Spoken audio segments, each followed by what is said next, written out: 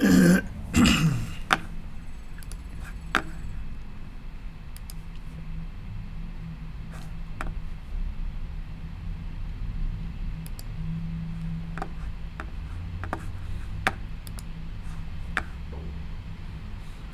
les amis, on reprend.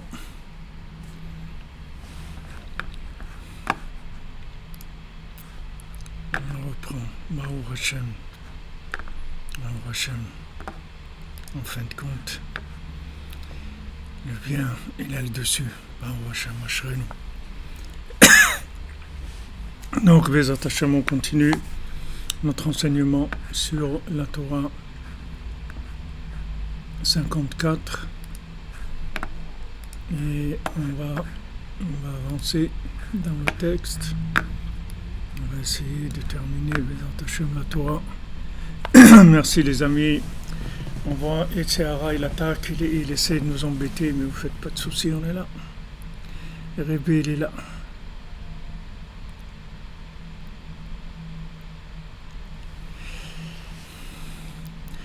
Baruch Hashem, on sait où on va, alors il y a des difficultés, c'est normal. Baruch Hashem, heureusement, c'est ça qui nous prouve que ce qu'on fait, ça a de la valeur. Baruch Hashem, Ashrenu. Alors on a vu hier le lien de Kimat Ratzot, c'est-à-dire de se réveiller à minuit, avec le Kinor de David chez Menagen Az, que tous les soirs à Ratzot, il y a le Kinor de David, il y a la harpe de David qui joue à ce moment-là. Ve'aven hetev dvarim elu lemaaseh. Donc Rabbeinu nous dit, comprends bien ce que je te dis dans le concret, dans l'action. C'est pas de la poésie, c'est de l'action, c'est du concret. On parle de réveil, on parle de sortir du lit, on parle de parler avec Hachem, voilà ce qu'on parle. Magnifique, toute cette équipe de musiciens là, branchés. Merci Madame Kowalski, merci à tous. Bémet, c'est très encourageant, vos réactions elles sont très encourageantes. Et Bémet, on est là, on persévère ensemble et c'est magnifique, vraiment magnifique. Alors Rabbeinu dit Zot HaTorah Ne'emra B'Shabbat Chanukah. Cette Torah-là, c'est-à-dire cet enseignement, c'est l'enseignement 54 du côté Moran, il a été dit à Shabbat Chanukah. Ve'achar she'amar HaTorah Azot Amar, et après que Rabbeinu il a dit cet enseignement, il a dit Ani amarti ata ech madlikim ner Chanukah. Maintenant voilà, je vous ai dit comment on fait pour allumer les bougies de Hanouka.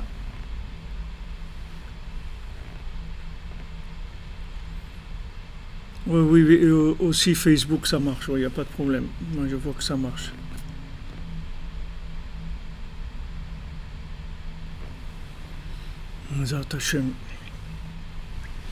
Donc Rabbeinu l'a dit, je vous ai dit comment on a allumé les bougies de Hanouka. Prinat le amshacha meshach revut kutsha le adlaka butsina. C'est-à-dire comme il est écrit dans le Zohar, pour attirer de l'huile sainte de manière à allumer le butsina, d'allumer la flamme. Donc maintenant le lien d'allumer la lumière de Hanouka, c'est qu'on va allumer, on a trouvé la fiole d'huile du Kohen Gadol, c'est-à-dire une fiole d'huile qui n'avait pas été impurifiée par les Grecs. Donc les Grecs, c'est tout le côté illusion, imagination, c'est toute l'idolâtrie du corps et de tout ce qui est extérieur. Donc eux, ils avaient Timu Kolashmanim, ils étaient arrivés à complètement impurifier toutes les huiles du Beth Amikdash. C'est-à-dire que s'ils impurifiaient les huiles, ça servait plus à rien d'allumer. On ne pouvait pas allumer parce que si on allumait, alors on allumait avec quoi? Avec de l'huile impure. C'est comme si aujourd'hui on va commencer à réfléchir avec des éléments qu'on nous a transmis qui sont impurs, c'est-à-dire qui sont des éléments d'imagination, d'illusion. on ne peut pas réfléchir sur ces choses-là. Donc on doit chercher cette petite fiole-là qui est protégée, qui a été complètement conservée à travers le temps et à travers l'espace pour arriver à chacune d'entre nous et pour l'aider à voir clair dans ce monde. Puisque maintenant l'huile, c'est elle qui va donner la qualité de la lumière. Quand on va voir la lumière, on ne va pas savoir, c'est de la lumière, on ne va pas savoir d'où elle vient, mais la lumière qui va nous éclairer de façon positive, de façon vraie, c'est une lumière qui vient d'une huile qui a été protégée. Cette huile, elle a été toujours protégée par les tzadikim de génération en génération, comme c'est écrit, Hachem, il est shomer emet leolam. Hachem, il garde la vérité pour l'éternité. C'est-à-dire, Hachem, c'est un gardien éternel de la vérité. C'est-à-dire, il ne laissera jamais le mensonge dominer la vérité. Même si on a l'impression qu'il y a beaucoup plus de mensonges que de vérité, c'est une erreur, parce que la vérité, elle a une base, elle est installée, elle a une puissance très très grande. Tandis que le mensonge, il joue avec le temps. C'est-à-dire qu'il n'est pas vrai. Il joue avec les facteurs. Il joue avec les facteurs temps. Donc quand le temps passe, alors le mensonge disparaît. Après il y en a un autre, après encore un autre, et encore une illusion, et encore une autre illusion. Mais la vérité, Bour Hashem, elle est là. Exactement. La fiole, c'est l'arbre de vie. La fiole, c'est le da'at amiti, comme on va voir maintenant. Sheua da'at kayadoua. Qu'est-ce que c'est cette huile? Cette huile sainte, c'est le da'at, c'est-à-dire la conscience véritable de qu'est-ce que je suis venu faire dans ce monde. Echanani baolam, où je suis dans le monde, qu'est-ce que je suis venu faire sur terre, quelle est la valeur de chaque chose, quelle est la valeur d'une parole, quelle est la valeur d'une famille, quelle est la valeur de l'argent, quelle est la valeur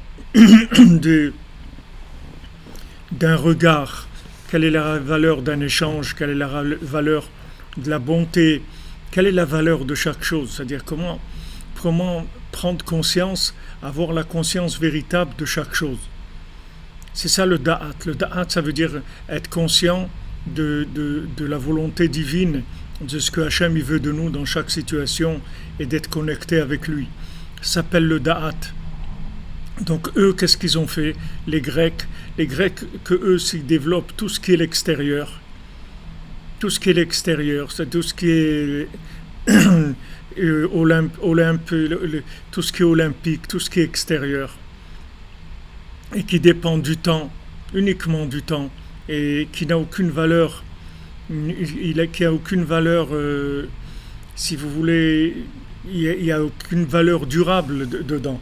Si vous prenez par exemple quelqu'un qui a gagné aux Jeux Olympiques, même s'il a fait quelque chose, un exploit extraordinaire, mais si vous prenez cette personne-là, 10 ans après, 20 ans après, c'est fini.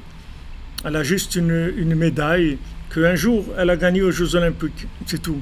Mais si vous prenez quelqu'un qui a essayé de s'approcher de Dieu toute sa vie, qui a prié, qui a essayé d'avancer, d'approfondir son service divin, chaque jour qu'il vit, il va grandir et grandir et grandir et grandir. Et à la fin de sa vie, il arrive à des choses extraordinaires. Il arrive à du souffle divin, de la prophétie, à une vision des choses extraordinaires. Il peut aider beaucoup de gens. Il peut faire des choses extraordinaires.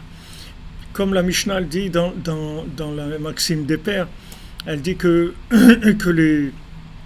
les ignorants, alors quand ils vieillissent, alors ils perdent la tête, ils deviennent fous. C'est normal que quelqu'un devienne fou, parce que quand il vieillit, le monde de l'illusion, il n'y a pas de cadeau là-dessus. C'est-à-dire que le monde de l'illusion, il n'aime pas les vieux. Les vieux, ça ne l'intéresse pas, parce que les vieux, c'est des gens qui sont en opposition avec le système, puisque le système, il s'intéresse aux gens qui peuvent produire. Maintenant, du moment que quelqu'un ne peut pas produire, alors ça n'intéresse plus le système. Donc les vieux, c'est des gens qui ne sont pas intéressants pour le système, ils ne sont pas intéressants du tout. Qu'est-ce qu'on a à faire avec les vieux dans le système? Les vieux représentent des gens qui sont là à profiter, puisque maintenant, qu'est-ce qu'ils font? Ils consomment, et ils consomment de façon qui n'est pas tellement... qui est pas tellement ils n'ont pas la consommation top de l'imaginaire, de l'illusion. Ils ont beaucoup de choses qu'ils ne peuvent pas manger, qu'ils ne peuvent pas faire, qu'ils ne peuvent pas faire du sport, ou ils ne peuvent pas faire ça, ils peuvent pas faire... Alors ils commencent à être complètement à des poids pour le système. Ils commencent à... Vous voyez qu'on arrive à la fin, et vous voyez déjà la différence, avant même de passer dans l'autre monde. Dans l'autre monde, n'en parlons pas, mais rien que dans ce monde-là, quand vous arrivez vers la fin, quand les gens ils dépassent 80 ans, vous voyez que dans les systèmes grecs, ils n'ont aucune valeur parce qu'ils peuvent pas du tout amener quelque chose au monde si ce n'est que de l'expérience et un petit peu de souvenirs. On va les voir comme des objets de musée ou des choses comme ça. Mais la Torah, c'est complètement différent. La Torah nous dit que les personnes âgées qui sont dans le service divin, plus ils vieillissent et plus ils ont une connaissance extraordinaire. C'est comme le vin qui vieillit. C'est-à-dire il prend un goût extraordinaire. C'est-à-dire que ces gens-là, en vieillissant, ils arrivent de plus en plus à rentrer plus profondément dans la conscience d'Hachem, puisque maintenant justement leur corps il commence à être un petit peu moins agressif au point de vue désir de ce monde. Justement ça libère l'âme, et comme eux toute leur vie qu'est-ce qu'ils ont cherché? S'ils ont cherché l'âme, ils ont cherché le service divin. Donc en vieillissant ils sont gagnants des deux côtés. D'un côté ils profitent de tout leur service divin qu'ils ont fait toute leur vie, et d'un autre côté leur corps il s'affaiblit dans son audace de consommation. Ça veut dire qu'ils sont libres pour penser de façon beaucoup plus approfondie et beaucoup plus libre. Vous voyez ça, déjà vous le voyez dans ce monde. Ne parlons pas maintenant de l'autre. L'autre c'est encore une autre dimension complètement, et quelque chose qu'on ne peut même pas imaginer ce que ça voulait dire. Mais regardez déjà dans ce monde. Regardez dans ce monde déjà comment les vieux, les personnes âgées, elles sont méprisées. Elles sont méprisées. Elles sont pas... Ils avaient même un projet de loi pour ne plus rembourser les médicaments à partir de l'âge de 70 ans, que celui qui voulait continuer à le vivre, il fallait qu'il paye ses soins et ses médicaments, etc. Pour vous dire, même si c'est pas... Pour l'instant, ça s'est pas fait, et peut-être ça va se faire un jour, ça se fera pas, mais uniquement de présenter une idée comme ça vous montre comment on voit les personnes âgées dans la société. On voit des personnes qui sont là, en fait, qui sont que des profiteurs, qui donnent rien du tout, puisqu'ils sont sortis du monde de la production, de la productivité. Donc c'est des gens qui ne sont pas intéressants. Alors que dans la Torah, c'est tout à fait le contraire. Plus quelqu'un est vieilli dans le service d'Hachem, plus on va l'honorer. V'adarta pene zaken, on l'a vu dans la paracha de la semaine dernière. V'adarta pene zaken, il faut que tu respectes quelqu'un d'âgé. Tu dois le respecter parce que uniquement quelqu'un qui a tenu dans ce monde 70 ans, il mérite déjà une médaille de la vie, qu'il est resté 70 ans vivant ici. 70 ans, il est resté vivant dans ce monde. Il a fait des choses et il a cherché à se rapprocher d'Hachem. Il a fait tout ce qu'il a pu pour se rapprocher d'Hachem. Donc il est porteur de quelque chose d'extraordinaire. Donc ça, on le respecte, on doit se lever devant lui parce que c'est une personne qui a un da'at, c'est-à-dire il a une conscience d'Hachem. Il a une conscience, une connaissance et une conscience de ce que c'est Hachem, puisqu'il a travaillé une vie entière pour essayer de trouver et de comprendre Hachem. Donc sûrement qu'il a découvert des choses très intéressantes et il va pouvoir nous les transmettre et nous aider justement à gagner du temps. Parce que si maintenant vous avez la conscience véritable, alors vous gagnez du temps. Si quelqu'un il vous donne des tuyaux, il vous donne des clés de la vie, vous allez gagner énormément de temps parce que vous n'allez pas vous avoir d'accidents, vous allez vers beaucoup moins d'erreurs. Donc chaque erreur, ça coûte, ça fait perdre du temps de rattrapage, etc., de correction. Donc chaque fois qu'on reçoit des conseils des tzadikim, des conseils de gens expérimentés dans la recherche du service divin, ça nous fait gagner énormément de temps. C'est quelque chose d'extraordinaire. Combien il faut les remercier et combien il faut remercier Hachem qu'il a mis parmi nous des gens qui ont pu nous faire goûter ce que c'est que le service divin. Nous faire goûter des choses que jamais de notre vie on aurait su comment faire. Jamais. C'est-à-dire que l'imaginaire, il est tellement fort, l'illusion elle est tellement forte, parce que l'illusion elle est avec le temps. Donc ça, c'est son... Si vous voulez pardon, le point fort de Esav, que Esav il vit dans le temps, son point fort, c'est que il est très fort dans le temps, c'est-à-dire il est à la mode si vous voulez, c'est-à-dire il arrive à trouver des choses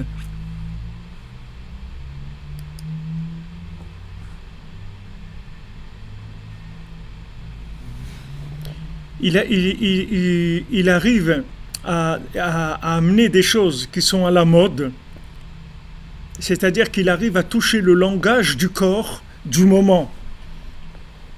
Le corps, il évolue avec le temps. C'est-à-dire le corps, il est dans le temps, puisque le corps, il va avec le temps. Il est lié au temps. Le corps, il est lié au temps, d'accord ? Alors maintenant, quand Esav, il est toute la journée, en fait, il cherche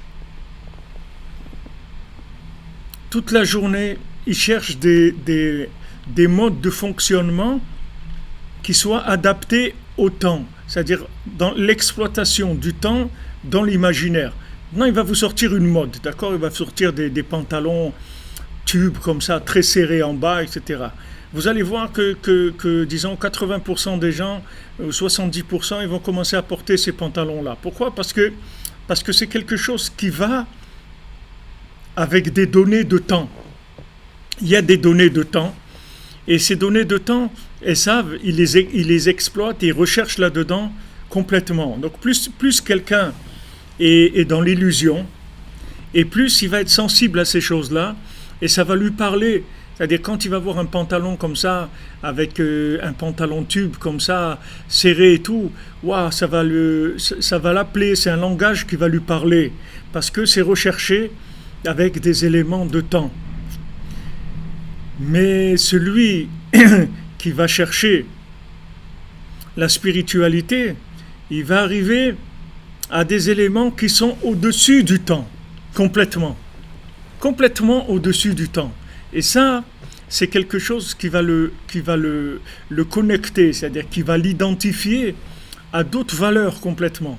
Et quand il va s'identifier à ces autres valeurs, il va sortir des valeurs illusoires du temps.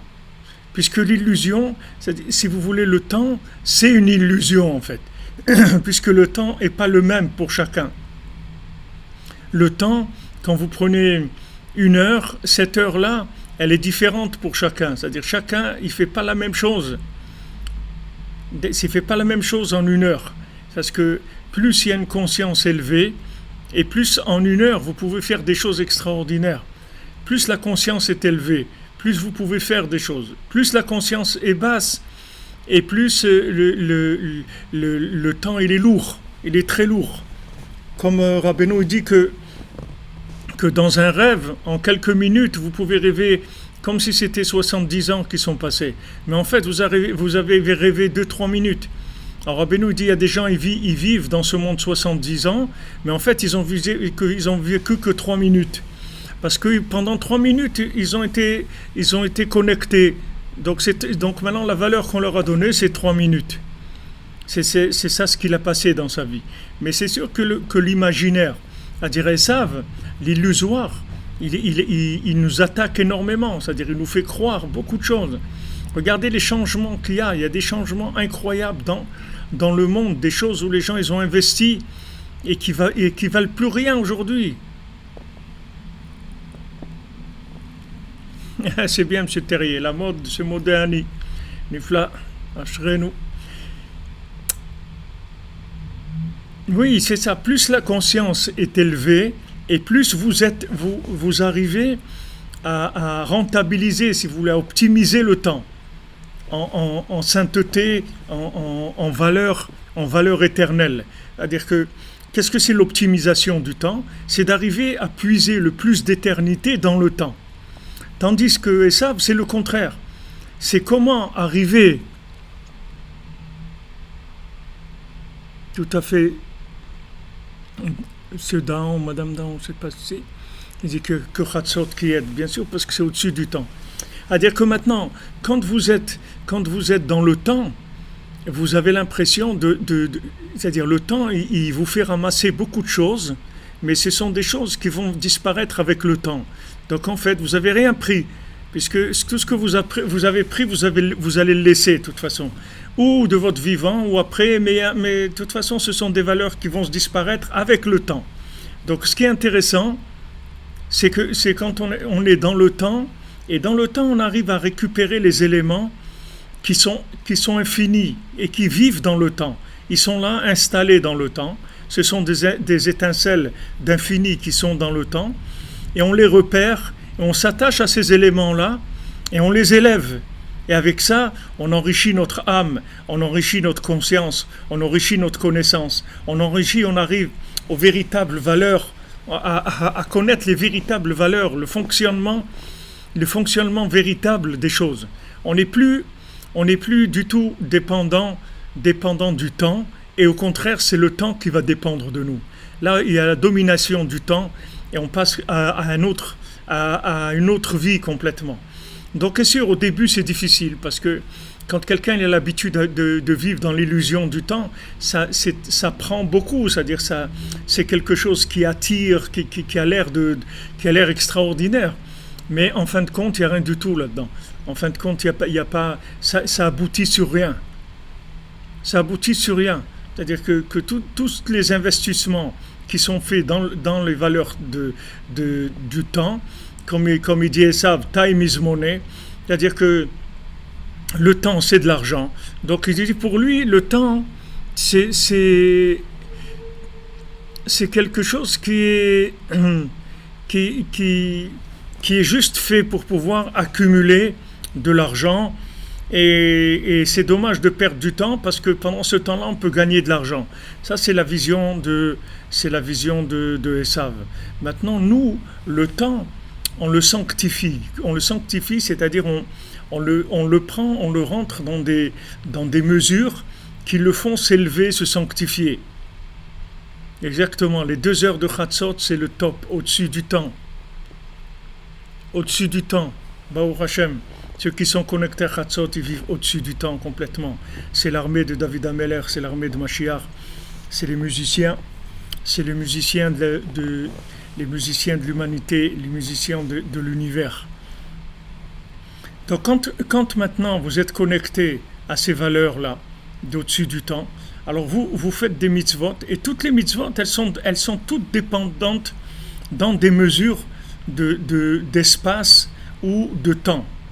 Et en fait, l'espace, il est dans le temps, puisque l'espace, il se mesure avec du temps. Quand vous dites 100 km à l'heure, 20 km à l'heure, on mesure l'espace avec le temps aussi. Parce que ce qui a été créé avant l'espace, c'est le temps. Et dans le temps, on a pu créer l'espace. S'il n'y avait pas le temps, il n'y aurait jamais eu d'espace. Donc maintenant, le principal, c'est le temps. Alors quand maintenant, vous faites par exemple Shabbat, vous élevez le temps. Quand vous faites Shema le matin, avant la fin du Zman du Shema, vous élevez le temps. Quand vous allumez les bougies du Shabbat, vous élevez le temps. Tout ce que vous faites comme mitzvot, c'est toujours en rapport avec le temps ou avec une mesure de poids, une mesure de distance. Il y a le Trumj de Shabbat, qu'on n'a pas le droit de sortir à plus que1 kilomètre autour de la ville. Il y a des mesures de poids, comme la chala, comme les choses, voilà, on pèse à partir de tant de kilos de farine, alors on prélève la chala. En fait, toutes les mitzvot, elles sont toujours liées avec une notion de temps, de poids ou d'espace, parce qu'elles sont là pour sanctifier ces choses-là. Alors que maintenant, Esav, lui, c'est le contraire. Lui, il prend ces éléments-là et il les met au service de la destruction, c'est-à-dire de l'argent qui va se détruire. L'argent qui va se détruire de toute façon. Impossible. C'est-à-dire que ça ne va pas rester. Cet argent, il ne va pas rester. Comme Rabbeinu il pose la question, il dit où est tout l'argent du monde? Si l'argent c'était quelque chose qui restait, depuis la création du monde, il y a eu tellement d'argent dans le monde qu'on devrait tous être des milliardaires. Mais malheureusement, l'argent c'est une illusion. Même matériellement, il n'existe pas. Il disparaît. On croit qu'il reste là, mais il disparaît. Et même l'argent, il disparaît. Il reste pas dans ce monde. Sinon, avec tous les gens qu'il y a eu sur Terre depuis la création du monde, qui ont travaillé, qui ont acheté des maisons et qui ont fait des choses, etc., qui ont fabriqué des objets, des chaussures et des trucs et tout. Où est tout cet argent-là? Cet argent, il disparaît. Rabbeinu dit c'est une illusion. Même l'argent, c'est une illusion. Il y a une érosion dans l'argent aussi. Il y a une érosion surtout, mais dans l'argent aussi, il y a de l'érosion. L'argent aussi disparaît. Heureux celui qui sait investir son argent dans l'éternité, dans la diffusion de Rabbeinu, dans tout ce qui va rapprocher le monde de la conscience véritable. Il aura éternisé son argent, il en a fait la chose la plus belle, la plus extraordinaire qu'il y a au monde. Il aura complètement détruit le côté mortel qu'il y a dans l'argent et il l'aura rendu complètement éternel, complètement nitzri. Heureux celui et celles qui ont cette conscience-là. Baruch Hashem Rabbeinu, il nous apprend doucement, on arrive à savoir être des vrais investisseurs, savoir investir dans l'éternité. C'est ce que Rabbeinu nous apprend. Alors cette fiole d'huile, Rabbi Nathan il explique dans l'Écoute Halachot, cette fiole d'huile, en fait c'est la conscience que le tzaddik qui donne, la vérité que le tzaddik qui nous donne. Le tzaddik qui nous donne une conscience, c'est pas une vérité intellectuelle, c'est une vérité consciente, c'est-à-dire qu'on est conscient de ce qui est bien, ce qui est mal. C'est tout. Du moment où on est conscient de ça, déjà 80% des problèmes ils sont réglés. Parce qu'on sait que ça c'est bien et ça c'est mal. Okay. Après, deuxième étape, c'est commencer l'éducation. Plutôt la rééducation. C'est-à-dire les rééducations par rapport au bien et par rapport au mal. Parce que chacune a l'habitude de vivre dans le monde de Esav, avec ses habitudes, ses coutumes, etc. Maintenant qu'il passe à une conscience de la vérité, il va y avoir un tri qu'il va falloir faire. Voilà, ces choses-là sont bien, ces choses-là elles sont pas bien. Donc maintenant, comment je vais adapter ma vie à ça? Ça, c'est le travail, c'est là où on commence l'engagement, c'est là où on commence les Sphirata Omer, c'est là où on commence à rentrer dans le concret pour pouvoir corriger notre façon de vivre, dans notre intérêt bien sûr, puisque tout ce que Hachem a fait, c'est que dans notre intérêt, que par amour pour nous, sans aucune autre intention ou prétention ou quoi que ce soit. Hachem, tout ce qu'il a fait, c'est pour qu'on réussisse, qu'on soit heureux, qu'on soit bien dans ce monde et dans l'autre. C'est que pour ça qu'Hachem il a créé le monde. Hachem il n'a pas créé le monde pour autre chose. C'est la seule raison que ce monde il a d'exister. Alors une fois qu'on a pris conscience de ça, on commence à s'engager et on commence à avancer. Et à ce moment-là, Baruch Hashem, il y a des choses extraordinaires qui viennent vers nous, des opportunités. Parce que maintenant, quand on va voir du ciel que quelqu'un est intéressé par les véritables investissements, les avertissements éternels, alors on va venir vers lui, on va lui proposer des bonnes affaires, on va lui proposer d'augmenter la rentabilité de son passage sur terre avec toutes sortes de mitzvot, de choses positives qu'il va pouvoir faire pour pouvoir être parmi les gens qui ont su amortir leur passage dans ce monde et qui ne sont pas fait détruire par toutes les propositions d'imagination et d'illusion qu'on leur a proposées. On va vous proposer des centaines de choses dans votre vie qui sont de l'illusion totale. Et il y a des choses qui sont des affaires éternelles. Comment vous allez pouvoir faire le tri? Alors, comme on a vu, avec la harpe de David qui joue tous les soirs, il y a un concert de David Ameller. Tous les soirs, ce concert il dure 2 heures. Il y a la mélodie du berger. Il y a cette mélodie du chant de l'infini qui se dispatche dans le monde. Heureux heureuses ceux qui sont là à ce moment-là. Je sais que parmi nous ici, il y en a beaucoup, Baruch Hashem, il y a des centaines qui sont réveillés à Hatzot, et c'est merveilleux parce que cette armée-là de musiciens qui vont tout changer le monde que par la musique, c'est tout. Ils vont changer le monde par la mélodie, ça c'est extraordinaire. Donc maintenant, une fois que vous avez la mélodie du berger dans la journée, tous les éléments positifs ils vont venir vers vous, vous allez voir clair dans ce que vous devez faire, et le véritable da'at, la véritable conscience, elle vient de cette mélodie-là. Alors Rabbeinu dit que cette fiole d'huile, c'est le da'at. Le da'at, Hainu prinat agdalat da'at anal, shu prinat zikaron anal velo be'erioter. Alors ça, c'est faire grandir la conscience, que cette conscience-là, c'est la mémoire dont on avait parlé, puisque cette conscience, d'arriver à trouver la mémoire de l'autre monde, c'est la mémoire de l'autre monde qui se trouve dans ce monde. C'est-à-dire que dans ce monde-là, on peut capter des émissions qui sont émises de l'autre monde, puisque quand on appelle l'autre monde le Olam Haba, ça veut dire le monde qui vient. Le Olam Haba, ça veut pas dire le monde à venir, ça veut dire le Olam Haba. Si on voulait dire le monde à venir, on aurait dit Haolam Sheyavo. Mais quand on dit Haolam Haba, ça veut dire c'est le monde qui vient. En fait, l'autre monde, il vient vers nous tout le temps. C'est-à-dire l'autre monde, il envoie sans arrêt des émissions dans ce monde.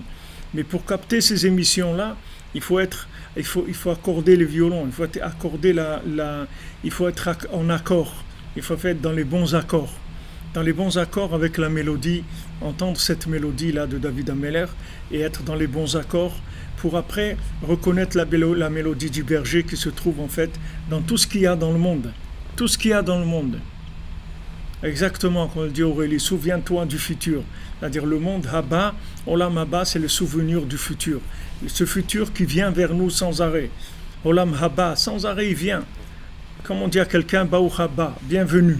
Olam Haba, le monde qui est bienvenu vers nous, c'est-à-dire qui vient vers nous sans arrêt. Il vient vers nous, mais si on n'a pas la mélodie, on ne se rend pas compte, on ne voit pas de quoi il s'agit. On peut entendre des choses merveilleuses des fois, et ça met des années. Combien des gens, des fois, ils ont entendu le message clair, les mots ils étaient clairs, mais la mélodie, elle n'aura pas parlé. Donc ils n'ont pas bougé. Et d'autres, ils ont entendu le message avec la mélodie et ils ont bougé. Et des fois, la personne, elle entend le message plus tard, quelques années d'après. Elle entend le message avec la mélodie et là, elle s'engage et elle dit, je sais pas, c'est vrai qu'il y a quelques années, j'ai lu ces livres, j'ai entendu ça, mais je sais pas, j'étais pas branché, ça m'a pas parlé. Et aujourd'hui, ça m'a changé toute ma vie. Parce que le fait que maintenant, du moment que cette personne-là a entendu le message et n'a pas eu la bonne réaction, elle n'a pas eu le mérite de pouvoir réagir positivement au message, et maintenant elle a réagi au message, qu'est-ce qui s'est passé? Il s'est passé qu'il y a des gens qui se sont levés à Hatzot et qui ont commencé à diffuser le concert de David Ameller, le chant de David Ameller dans le monde. Et donc ce chant, il rentre partout. Il rentre dans la nourriture, dans les vêtements, dans l'argent, dans les endroits, partout. Ce chant, il rentre partout. Alors maintenant, ceux qui n'avaient pas ce chant, qui ont entendu les paroles sans le chant, ça les a pas motivés. Ils ne sont pas arrivés à s'identifier. Et maintenant, ils ont entendu les paroles avec le chant. Donc ça les a complètement changés.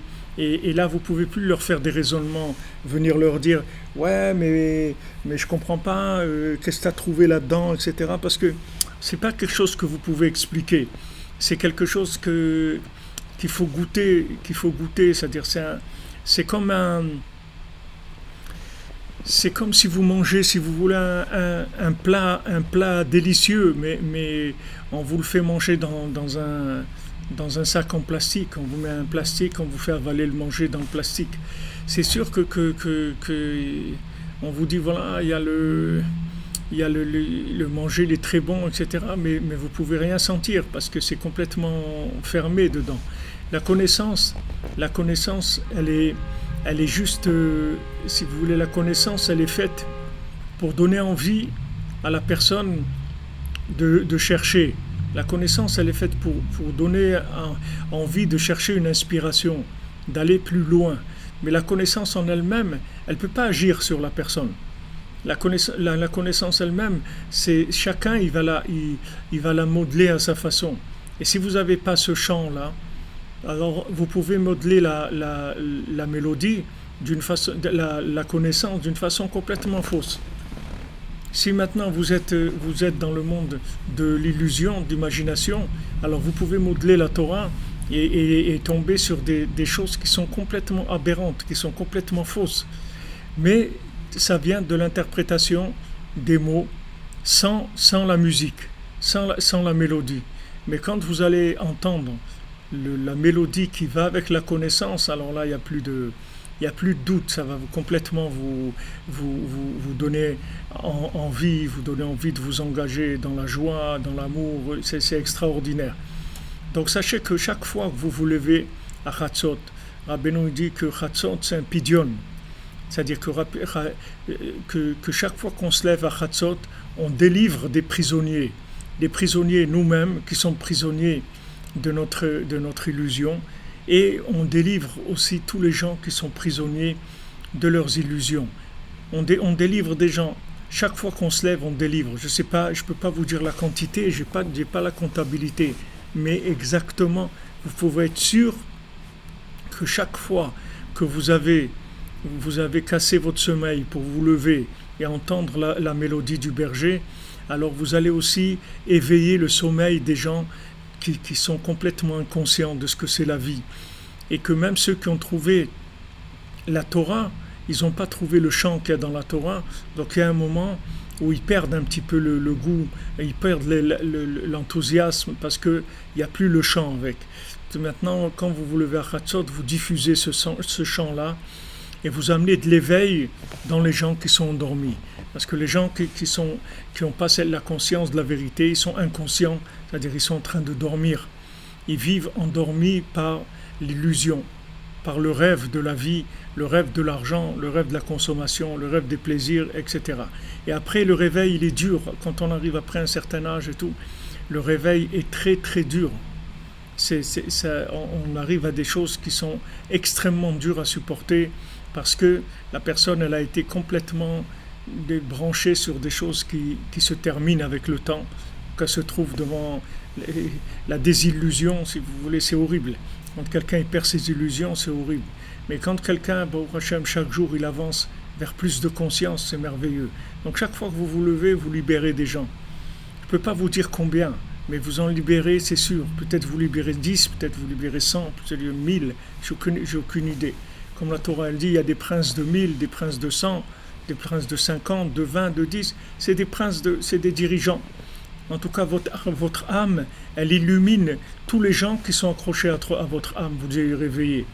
Ceux qui connaissent déjà la vérité, ils vont la connaître de façon plus profonde, et ceux qui ne la connaissent pas du tout, ils vont se réveiller. En même temps, vous permettez la prise de conscience, et en même temps, vous donnez le chant, c'est-à-dire de faire entendre ce chant-là, qui est le chant du berger, avec lequel le Mashiach il va ramasser tout le monde, il va réunir l'humanité entière, les hommes, les animaux, les plantes, les pierres, il va tous les réunir avec ce chant-là. Dès qu'ils vont entendre ce chant, ils vont entendre le chant de l'infini et tout le monde va vouloir s'inclure dans l'infini. Donc, bon Hachem, heureux ceux qui arrivent à se lever, heureux ceux qui arrivent à se lever, heureux ceux qui ont envie de se lever, heureux ceux qui essayent de se lever.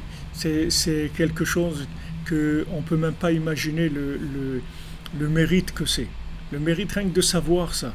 Et après d'essayer de se lever, et ceux qui arrivent à se lever, magnifique, combien il y en a qui se lèvent, ils font le tikkun chatzot, et l'aïdbodedut, et tikkun aklali. C'est des richesses extraordinaires. C'est ça les vrais dirigeants du monde. C'est eux les dirigeants du monde. C'est eux qui dirigent le monde. Parce que c'est eux qui empêchent la destruction du monde. Et c'est eux qui aident le monde à revenir vers Hachem. Et comme le Zohar dit, tout celui qui se lève à Chatzot, le monde entier lui devient redevable. Le monde entier lui est redevable. Parce que s'il n'y avait pas cette personne-là qui venait consoler le Créateur sur la destruction du temple et qui venait dire merci au Créateur pour tout ce qu'il fait de bien, ça fait longtemps que le monde serait parti complètement en destruction. Comme on voit que Hachem il ne maintient le monde que par rapport aux gens qui ont de la conscience. Les fous, Hachem il n'intéresse pas de maintenir un monde de fous, un monde d'illusions. À quoi ça sert? À quoi ça sert de maintenir de l'illusion? Mais comme maintenant dans le monde, il y a quelques personnes qui sont pas dans l'illusion, qui sont du moins à la recherche, même s'ils ne sont pas arrivés à la conscience véritable, mais ils savent déjà dans quelle direction ça se trouve, et ils cherchent à avancer dans ce sens-là. Alors ça donne à Hachem ça donne à Hachem qui rajoute du temps. Et on le verra un jour quand on va parler dans Sipur Masiot dans les 7 mendiants. Vous verrez celui qui fabrique le temps avec du chesed de Emet, celui qui fait de la véritable bonté, de la bonté gratuite. Quand vous voulez vers Hatzot, c'est de la bonté gratuite. Il n'y a pas de cinéma, il n'y a pas d'antenne 2, il n'y a pas d'argent, il n'y a pas de kavod, il n'y a pas d'applaudissements, il n'y a rien du tout. Il y a que vous faites une bonté gratuite à l'humanité. Vous faites une bonté gratuite à l'humanité. C'est gratuit. C'est gratuit. Vous ne savez pas ce que vous êtes en train de faire. Vous ne savez pas du tout. Et ceux que vous les avez réveillés, ils ne savent pas non plus ce que vous leur avez fait. Donc c'est vraiment une bonté gratuite. Et Rabbeinu dit, c'est ça qui fabrique le temps. Que s'il n'y avait pas ça, alors le temps il n'existerait pas. Parce qu'il y a un cœur et une source. Et le cœur et la source, ils n'arrivent pas à se rapprocher. Parce que la source, elle se trouve en haut d'une montagne. Et quand le cœur il veut s'approcher de la source, alors il ne voit pas la source. Et quand il ne voit pas la source, il meurt, il ne peut pas vivre. Donc il reste loin de la source et ils se regardent et se languissent les uns l'un vers l'autre. Et de là, il y a du temps qui vient, qui se fabrique dans le monde. Maintenant, il y a quelqu'un qui vient, qui leur dit, bon, écoutez, Bezat Hashem, un jour vous allez vous rencontrer, vous allez vous voir et tout. Pour l'instant, on va continuer. Et ces jours-là, à chaque fois, qui sont donnés gratuitement dans le monde, ils sont produits par des gens qui font du chesed de Emet, c'est-à-dire qui font de la bonté gratuite. Parce que vous ne savez pas ce que vous faites. Vous levez comme ça, qu'est-ce que vous avez fait? Vous n'avez rien, il n'y a rien de spectaculaire. C'est pas spectaculaire du tout. Vous êtes chez vous, vos trucs, là où vous êtes, et vous faites votre truc. Il n'y a pas de cinéma, il n'y a rien. Donc c'est vraiment du chesed de Emet que vous faites avec l'humanité. Rabbeinu dit, celui qui se lève à Chatzot, c'est Pidyon Amiti, c'est-à-dire c'est le rachat véritable des âmes emprisonnées, de la nôtre d'abord, de la sienne chacun, et de toutes les âmes qui dépendent de lui. Il n'y a pas un plus grand chesed que vous pouvez faire que ça à quelqu'un. Vous vous levez à Chatzot, vous priez pour lui. C'est comme si vous allez payer une caution pour qu'il sorte. C'est exactement la même chose. C'est Pidyon, ça veut dire qu'on paye une caution, on paye un rachat, c'est-à-dire on rachète la délivrance de son âme. On a des moyens de racheter. Quand on se lève à Chatzot, on a une richesse. Et avec ça, on peut racheter des âmes qui sont emprisonnées. Et comme ça va aller après très vite. Que dès qu'il va y avoir quelques milliers qui vont le faire, quelques centaines de milliers, vous allez voir tout de suite l'humanité, elle va changer complètement. Elle va changer complètement. Les conseils que Rabbeinu donne, ce sont des conseils qui sont extrêmement puissants et qui agissent à tous les niveaux. Quand Rabbeinu dit de regarder le bien, il y a un rav là en Eretz Israël, un des grands rabbanim d'Eretz Israël, il a raconté que il y a quelques temps là, ils ont ramené le corps d'un soldat qui était mort en Syrie il y a 35 ans.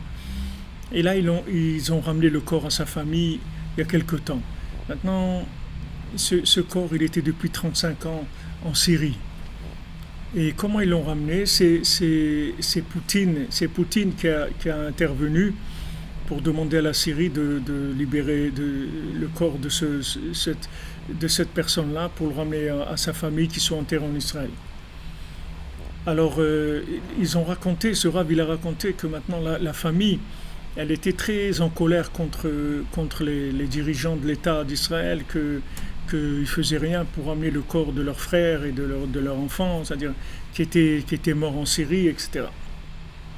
Et que toujours ils parlaient, ils disaient, regarde, qu'est-ce qu'ils font, ils ne s'occupent pas, ils ne font rien pour ça, etc. Ils sont cruels.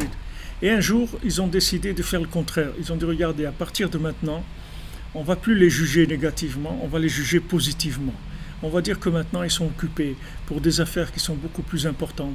Il y a des gens vivants à sauver. C'est sûr que c'est plus important que s'occuper de changer une sépulture de place.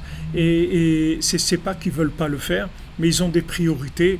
Et voilà, ils ont commencé à parler positivement de cette chose-là. Quand ils ont commencé à parler positivement, ok, après, il y a eu la rencontre, une fois que le corps est venu, ils ont rencontré Bibi Netanyahu, et bon, il y a eu les remerciements, etc. Et ils ont raconté à Bibi Netanyahu ça. Ils ont dit, voilà, on va vous dire franchement, on était très en colère contre vous, on parlait toujours du mal sur vous, et on a décidé de changer, après de changer d'attitude. Et lui, quand il a entendu ça, il a changé de tête comme ça. Alors ils lui ont demandé qu'est-ce qui se passe. Il a dit, je vais vous raconter. Il dit, je devais rencontrer Poutine.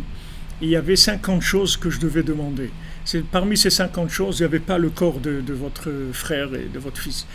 C'était pas dans les 50. Après, on a dit 50 c'est beaucoup. On a commencé à travailler.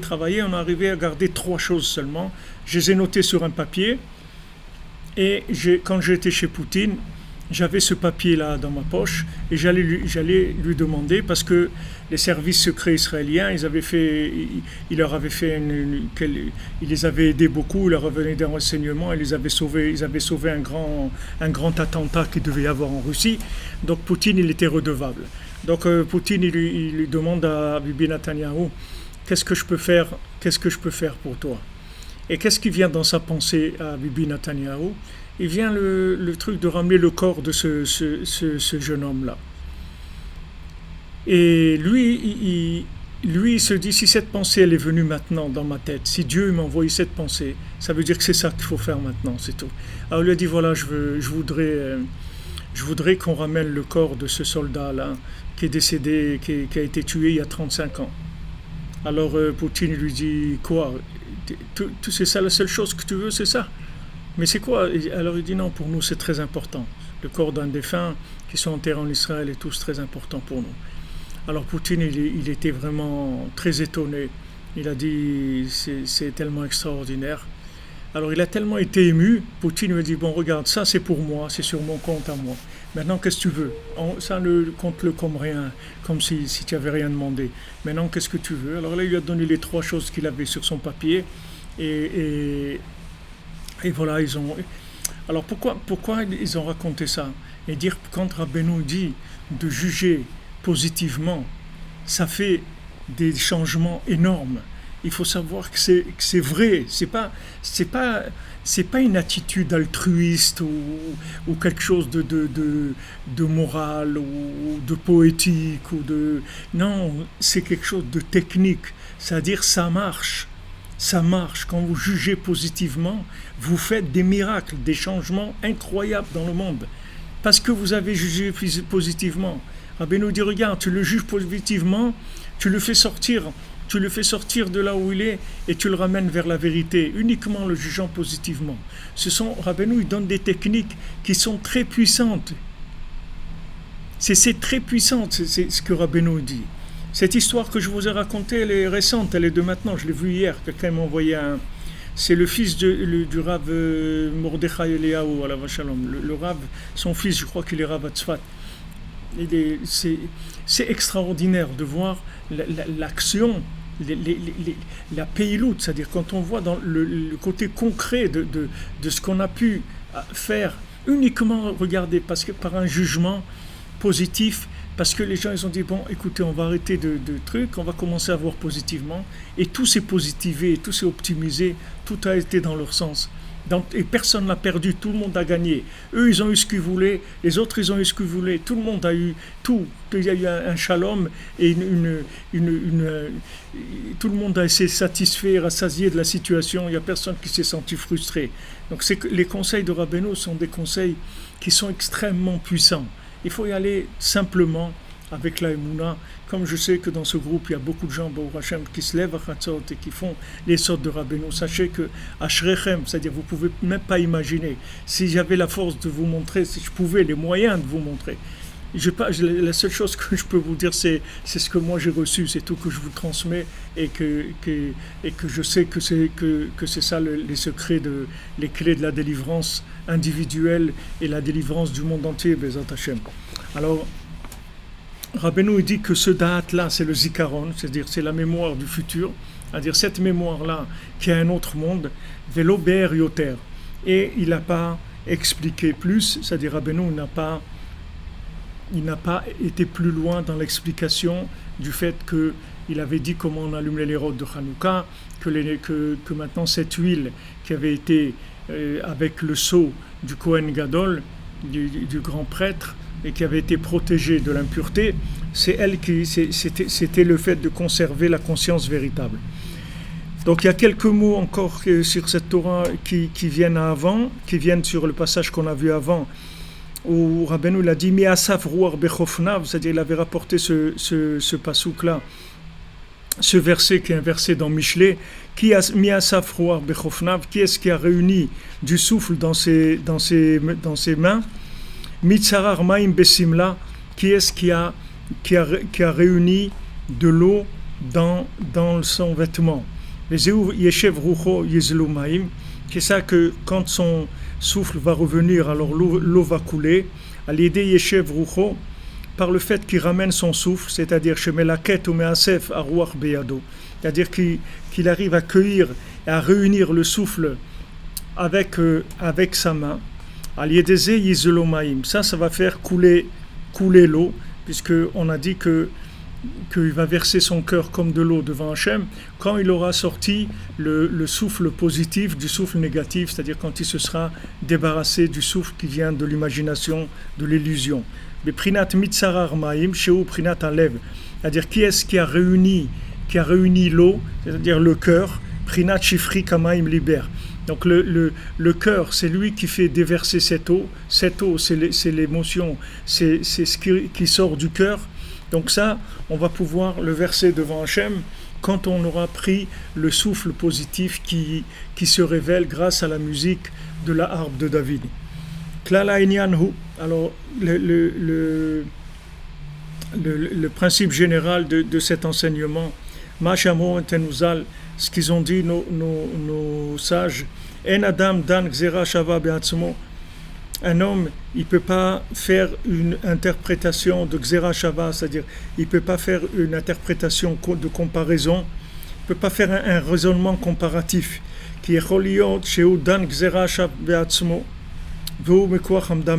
Parce qu'une personne, elle peut faire un raisonnement comparatif et en fait ça vient de l'illusion, ce n'est pas de la réalité. Il a comparé des choses qui ne sont pas comparables. Chez Medame Milta le Milta, il compare deux choses. Aïnsham, Alken Asur Ladun Gzera Shava, c'est pour ça que quelqu'un ne peut pas faire de raisonnement par comparaison. Haïnu Lidmot Milta le Milta, c'est-à-dire de comparer des choses des unes aux autres, Beatsumo par lui-même. Et là, Imken Kibla Mirabo, à moins qu'il ne l'ait reçu de son maître. Verabo Mirabo, de son maître, jusqu'à Moshe Rabbeinu, à la Vachalom. Mipi Akvura, que Moshe Rabbeinu l'a reçu d'Hachem, que Deli Natzel Mikoach Hamdame, pour être sauvé du Koach Hamdame Vehaven, et comprend bien. Donc ici, ça c'est, je pense, c'est Rabbi Nathan qui écrit ce passage-là, à la fin de la Torah. Et il nous dit, en fait, toute comparaison, elle doit être faite sur une base de données qui a été reçue de la mémoire jusqu'à Moshe Rabbeinu, jusqu'à Hachem. Quand on dit dans le Maxime des Pères que Moshe Kibel Torah Misinaï, ou Msara le Yeshua, que Moshe il a reçu la Torah d'Hachem, il la transmet à Yeshua, et Yeshua, les Skenim aux anciens, et les Skenim en Shekneset Agdola, c'est-à-dire ils ont transmis les uns aux autres. C'est-à-dire qu'il y a une transmission de ce souffle-là, de vérité, de ce souffle de connexion, de cette mémoire de l'autre monde qui se fait à travers l'enseignement. C'est-à-dire que l'enseignement, il doit porter cette mémoire-là. Or, cette mémoire, elle n'est pas dans l'enseignement lui-même. Donc maintenant, quand vous allez comparer des choses, c'est-à-dire quand vous allez dire ça ressemble à ça, d'où tu sais que ça ressemble à ça? D'où tu peux savoir ça? D'où tu vas faire comparer deux choses? C'est-à-dire pour comparer deux choses, il faut que tu aies reçu du tzaddik le Birur Hamdameh, comme il a reçu Rabbi Nathan, il a reçu de Rabbeinu le Birur Hamdameh, c'est-à-dire que Rabbi Nathan, il n'avait aucune emprise d'illusion, d'imagination dans ce qu'il enseignait, dans ce qu'il a écrit, dans ce qu'il a dit de Rabbeinu, parce qu'il avait une bracha de Rabbeinu, de connexion au da'at, à la conscience véritable. Donc le tzaddik, il a la conscience véritable, et ceux qui sont attachés au tzaddik et qui goûtent le vin hongrois, donc ça y est, ils savent ce que c'est du vin hongrois. Donc chaque fois qu'on va leur donner quelque chose, ils vont comparer avec le vin hongrois tout simplement.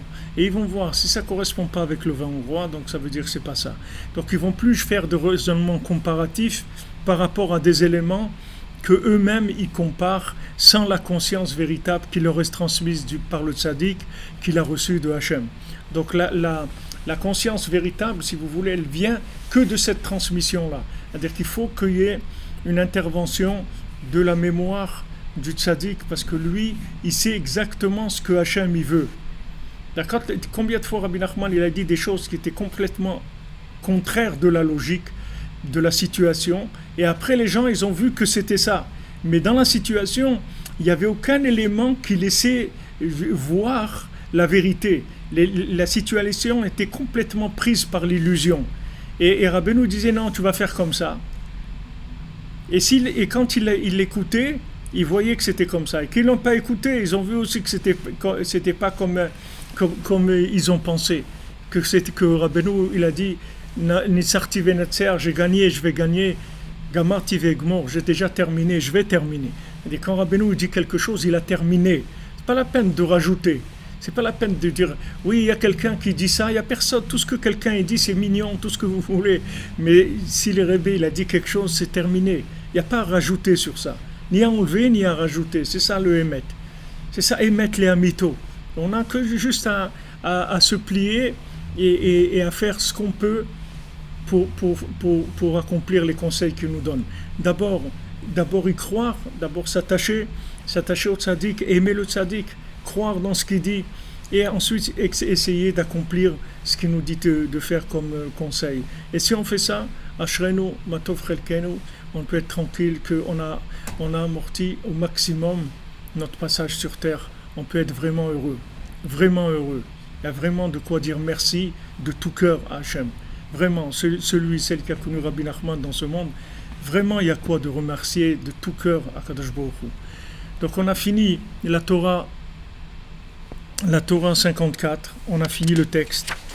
Et Bezrat Hashem, demain, on va commencer on va faire le Kitsur, c'est-à-dire le résumé de la Torah 54, qui a été faite par Rabbi Nathan, qui a été écrit par Rabbi Nathan, puisque maintenant, Rabbi Nathan, lorsqu'il va résumer, automatiquement, il va nous laisser comprendre des choses, comment lui, il a compris, puisqu'il est obligé de résumer.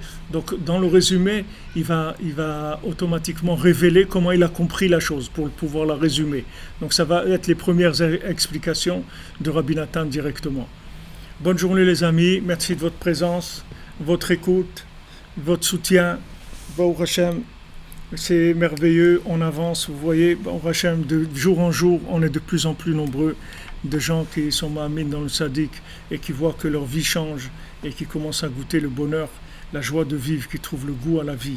Bezrat Hashem, que vous savez que cette étude-là, elle vous libère de tout le mal, elle n'amène que du bien. Et tous ceux qui ont besoin de santé, de parnassa, de zivugim, de se marier, d'avoir des enfants, de shalom bayit, de la joie de vivre, d'aimer la Torah, d'aimer la prière, de monter en Israël, d'avoir chacun tous ses rêves qui se réalisent, Bezrat Hashem, dans la douceur, dans la miséricorde totale, par le srout du tzaddik et par la peoula de sa Torah. Par son enseignement, il arrive à adoucir toute la rigueur du monde, Bezrat Hashem. Merci les amis, à demain, bonne continuation.